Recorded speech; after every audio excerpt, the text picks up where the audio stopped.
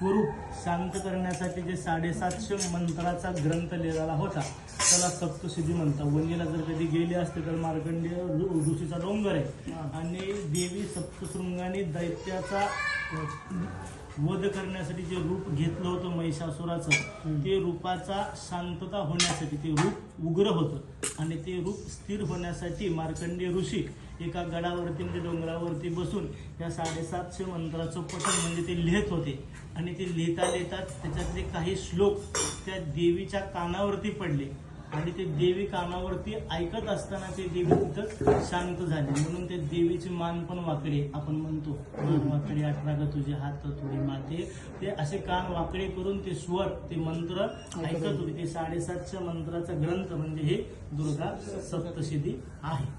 ह्याच्यामध्ये महाकाली, महालक्ष्मी, महासरस्वती तिन्ही देवीचं स्वरूप आहे. तिन्ही देवीचं वर्णन सांगितलेलं आहे.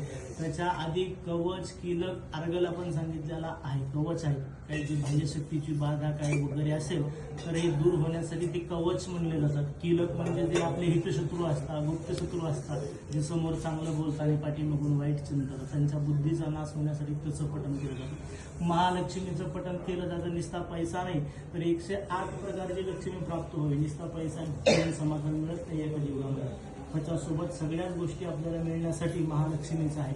महासरस्वतीचं स्वरूप आहे, कारण आपल्यासोबत पैशासोबत विद्या पण पाहिजे. निस्ता पैसा असून फायदा नाही, त्याला डोकं पण लागतं, म्हणून सरस्वती स्वरूप आहे. महाकाली, आपल्यावरती कुणी हात उचलला तर त्याच्यावरती पण आपल्याला हात उचलता आला पाहिजे. लोकांचा मार करून घरी यायचं नाही, म्हणून महाकालीचं पण स्वरूप त्याच्यामध्ये सांगितलेलं आहे. या तिन्ही देवींचं स्वरूप मिळून हा ग्रंथ तयार झालेला आहे. या ग्रंथाचं आपल्याला 10 आवृत्त्या म्हणजे 10 पाठ करायचे आहे आणि एका पाठाचं हवन करायचं आहे. एका पाठाचं म्हणजे 750 मंत्राचं हवन करायचं आहे. त्या हवनामध्ये विशिष्ट प्रकारच्या वनस्पती सांगितलेल्या असतात. आता हे मिळत नाही पण हे आपल्याकडे अवेलेबल होतात.